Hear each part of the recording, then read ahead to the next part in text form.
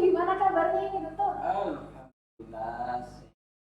Alhamdulillah. Ini lagi sibuk apa nih dokter? Jangan kelihatan. Pandemi ya. Musim pandemi. Di rumah saja WFH. Oh WFH ya dokter. Ada langsung nih ngobrol dokter. Ada kejadian yang cukup menggelitik saya nih dokter. Akhir-akhir ini itu. Jadi banyak dari tetangga-tetangga saya itu yang tidak jadi menyekolahkan anaknya.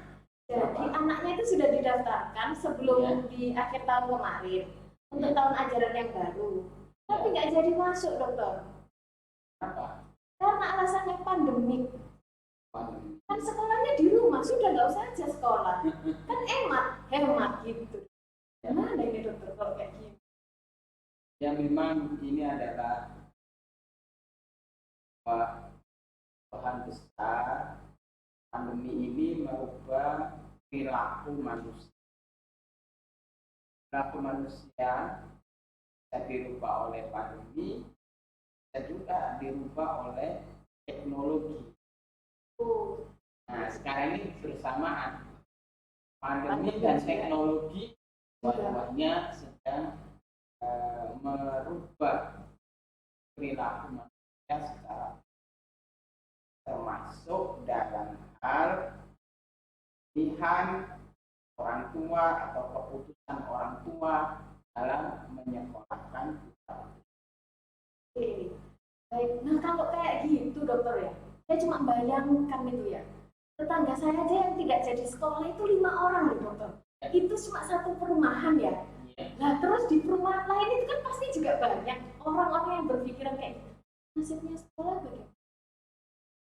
Ya, sekolah sendiri harus lakukan bahan di proses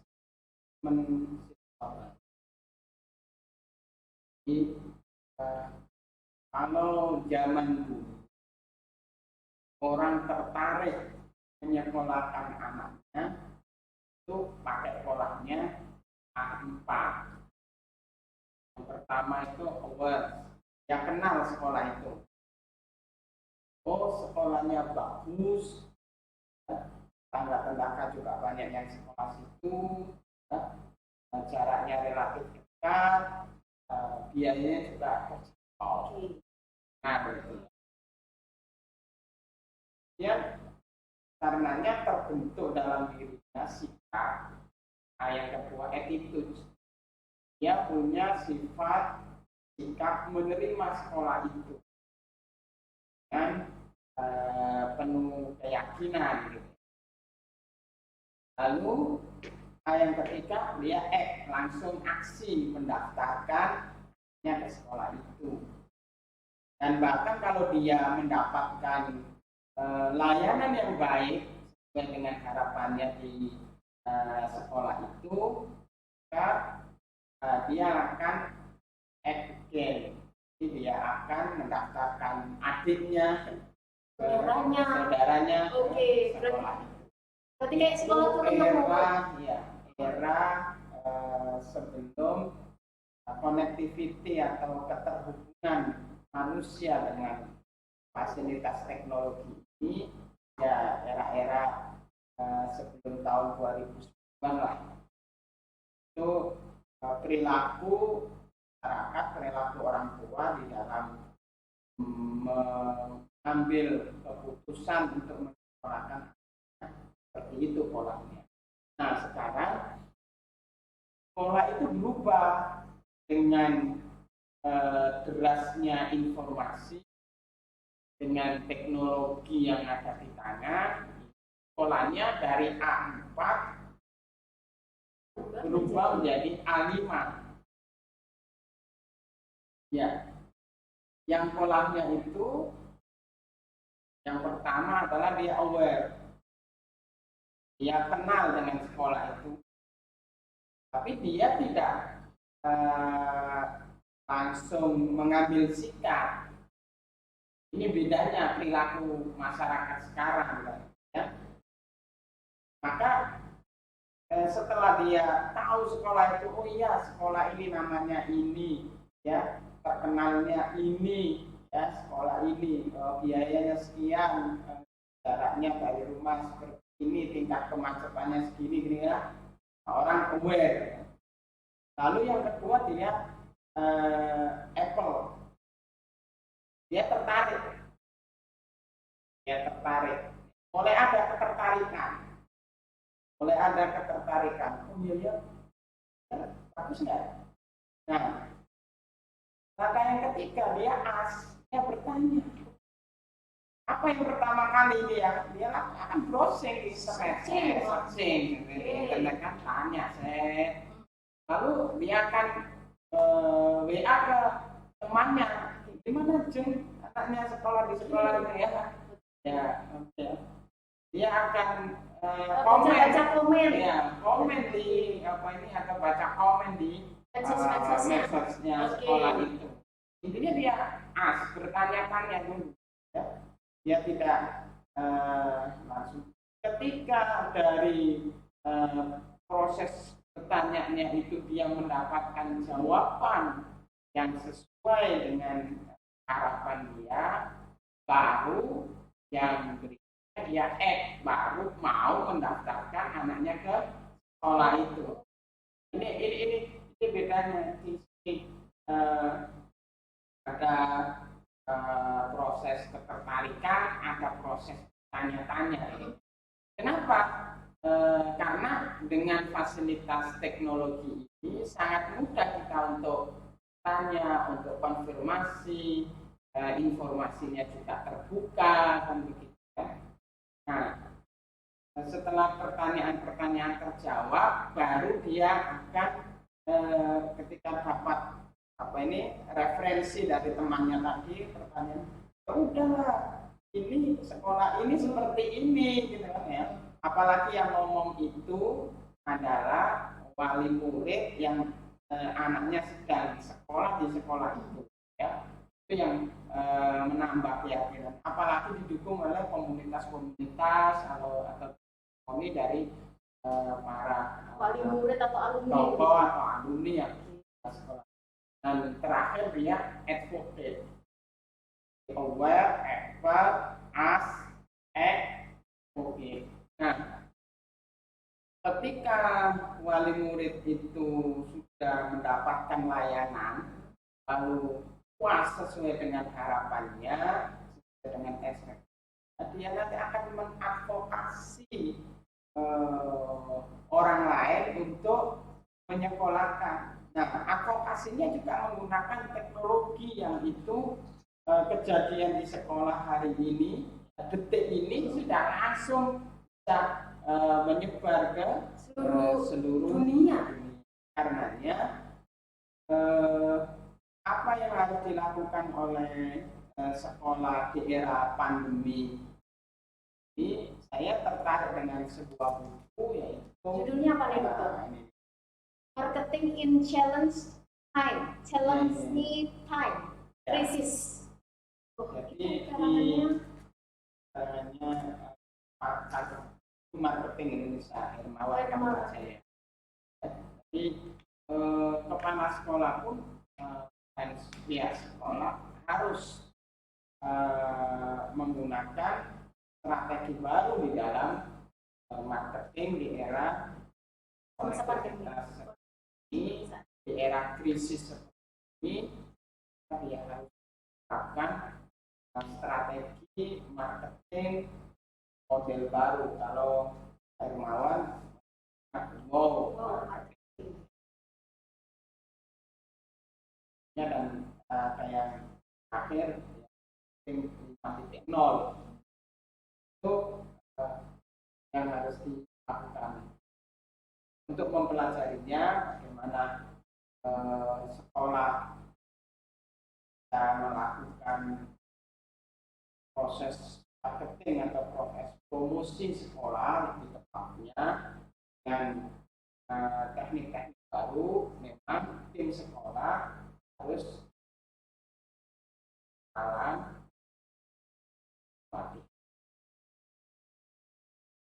berarti memang sekolah itu memerlukan tim marketing yang kuat ya, Dokter ya, apalagi di era digital seperti saat ini kan orang itu akan malu bertanya langsung dan lebih senang untuk lihat medsos, dan rekam jejak digital juga kan susah untuk dihapus ya dokter ya, jadi kan pasti lebih akurat begitu ya informasi harus jadi siap gitu ya Pak. Sebelum membentuk tim kehumasan sekolah itu ada 5 hal yang harus disiapkan oleh sekolah. Yang pertama adalah sekolah, dalam hal ini kepala sekolah atau pihak pendidikan, yayasan, harus membangun komitmen bersama tentang pentingnya memberikan pelayanan yang wow, yang membuat orang tua itu percaya kepada sekolah kita. Ini harus dituliskan, harus disosialisasikan dan harus dijiwai oleh seluruh guru dan tenaga kependidikan yang ada di sekolah. Yang kedua, para sekolah atau yayasan pendidikan membentuk sistem, membentuk organisasi atau manajemen kehumasan sekolah yang didukung oleh perangkat IT yang kuat. Jadi sistemnya di sini oleh ada strukturnya, siapa orang-orang yang diamanai, rincian tugasnya kayak apa, tujuannya seperti apa, ya. Dan kemudian perangkat IT-nya, aplikasinya harus disiapkan. Ini komitmen sistem organisasiannya atau kelembagaannya untuk beserta dengan IT. Yang ketiga adalah buatlah program-program yang berisi kegiatan-kegiatan yang kreatif, yang itu mencerminkan 3 hal. Kegiatan yang kreatif ini pertama adalah membuat enjoy ya, siswa dan orang tua siswa. Yang kedua, gitu ya,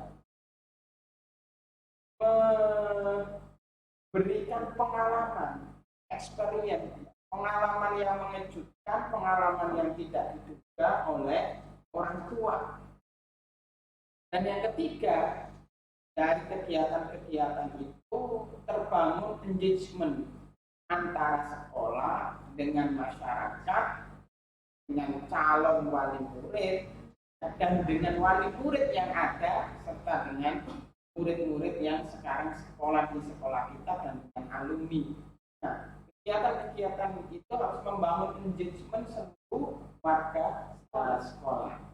Ini kategori kegiatan atau program yang dirancang oleh tim PPDB di komitmen sudah, sistem kelembagaan atau keorganisasian sudah ada, dan program sudah ada. Yang keempat yang harus dibangun adalah proses yang dilakukan di setiap layanan, proses layanan.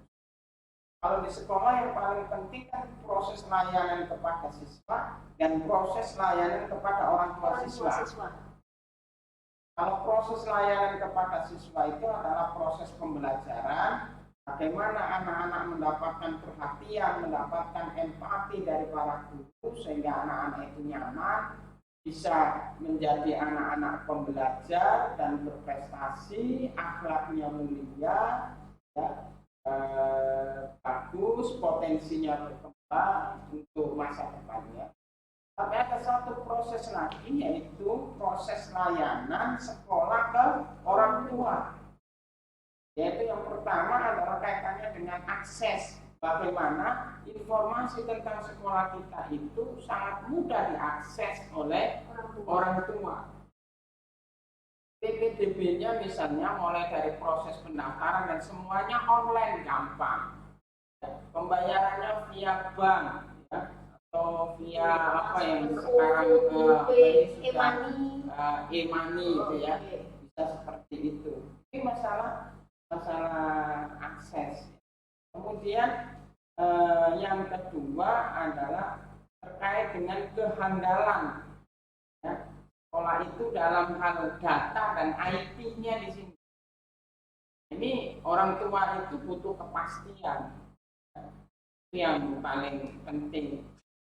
Selain harus ada jaminan keamanan, kenyamanan, keselamatan, ya, buat anaknya dan buat dana yang dia titipkan kalau memang ini sekolah swasta. Kalau memang sekolah negeri, keamanan dana tidak diselewengkan, itu menjadi penting, ada jaminan itu. Lalu di dalam setiap pelayanan itu ada empati, ada respon yang ditangkap atau yang dirasakan oleh orang tua, itu memanusiakan orang tua. Ya, ini karena ketika kita melayani dengan empati, dengan respon yang baik, sesuatu yang disentuh dan disentuh oleh perasaannya. Khususnya begini, biasanya yang sering datang ke sekolah kan ibunya ya. Betul. Ya, kalau untuk TK, SD, SMP itu kan yang paling banyak. Nah, karena ingat di dalam era sekarang, ya, penggerak dari banyaknya gerakan yang ada di masyarakat itu dipelopori oleh 3 kelompok ini. Yang pertama, kalau nggak dipelopori anak-anak muda, yang kedua dipelopori oleh emak-emak. Oke, anak-anak muda, emak-emak ya, Iya. ibu ya. Iya, dan yang ketiga itu adalah netizen. Oh, netizen. Iya. Oke, baik. Makanya like, share, komen. Itu berpengaruh ya, atau dasarnya adalah netizen yang budiman gitu ya. Iya. Nah, baik. Ini harus dikelola dengan empati, dikelola dengan responsif yang bagus oleh sekolah, yang itu menunjukkan sekolah ini mampu memberikan pelayanan. Jadi ini yang hal yang jadi pilar utama yang harus dilakukan dulu oleh sekolah sebelum cara teknik promosi atau PPP. Oke. Dokter Sofi, berarti memang permasalahannya cuma satu ya tadi ya, tapi solusinya tadi harus benar-benar kuat marketingnya sehingga bisa membranding sekolah tersebut baik. Yang juga harus didukung oleh pihak-pihak atau warga sekolah begitu dan baik. Dokter Sofi, kalau seandainya sekolah itu memiliki marketing atau belum memiliki tim marketing gitu, berarti mau tidak mau harus dibentuk. Ya, ada filosofi yang ini akan dianut oleh cepat. Sekolah-sekolah yang tidak cepat di dalam menyiapkan penerimaan sekolah ini. Karena begini, kita ini mau merancang rencana kerja dan anggaran sekolah tahun, biasanya kan dirancang tahun 2020, 2021 dirancang di bulan Mei tahun 2000 ya. Iya, betul. Kita Mei tahun 2000 itu sudah harus merancang bagaimana promosi kita, PPDB kita untuk tahun ajaran tahun depannya 2001-2022. Sehingga proses melakukan promosi sampai ada pendaftaran inden, sampai menunggu supaya nanti pas sudah diperbolehkan oleh dinas menerima mahasiswa baru, itu sudah kita siapkan sejak bulan Agustus tahun 2020 untuk nanti penerimaan di bulan Juni 2021. Nah, itu sekolah sudah harus membuat perencanaan, dan bagi saya PDB itu hal yang sangat strategis dan paling urgent di antara semua aspek yang ada di sekolah. Jadi, proses penting di sekolah itu yang pertama PDB, yang kedua adalah proses pembelajaran dan penilaian atau proses pembelajaran dan hasil. Cuma dua itu aja yang inti yang ada di sekolah. Jadi, saya sering ditanya, Anda kok mengatakan bahwa PPDB itu yang paling urgent? Coba bayangkan, Anda punya guru yang bagus, sekolahnya punya duit yang banyak, gedungnya megah, tidak ada muridnya. Apa? Yang kedua, kenapa kok kurikulum dan pembelajaran? Anda punya guru yang bagus, murid yang banyak, duit yang banyak, ya, tapi pembelajarannya tidak sesuai untuk menyiapkan anak di masa yang akan datang. Banyak anak kita, proses pembelajarannya tidak kualitas, apa yang maka dua hal ini adalah proses rekrutmen baru atau penerimaan peserta didik dan proses terakhir karena waktu kita terbatas. Dr. Sobi, pesan apa yang ingin Dr. Sobi sampaikan untuk sekolah-sekolah yang saat ini sedang berjuang, baik dalam hal pembelajaran dan penilaian tadi, masih pandemi atau belajar di rumah, lalu sama sekolah-sekolah yang saat ini mungkin persiapan PPDB untuk tahun depan? Yang pertama, melompatlah krisis. Nah, sesungguhnya kita semuanya itu pada saat yang semuanya sedang mengalami kesulitan untuk cari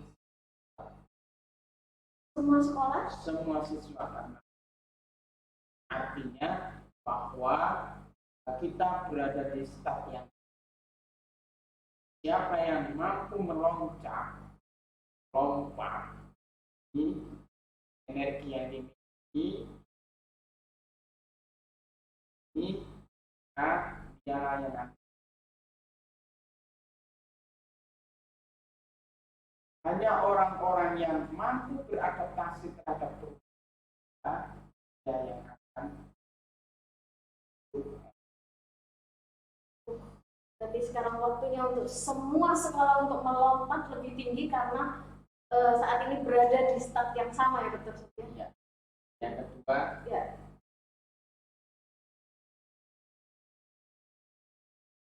beradaptasi dan melompat yang tinggi dan beradaptasi. Semua sekolah bisa Dokter? Yang mau ya. Ini ada pepatah begini. Kalau ada kemauan, kalau tidak ada kemauan, 99% kegagalan itu karena ya, kalau orang Jawa bilang itu alas itu ombo, alas sanit tidak Dr. Sobi ya. Baik, terima kasih Dr. Sobi atas bincang-bincang kita hari ini. Terima kasih Dr. Sobi. Assalamualaikum warahmatullahi wabarakatuh.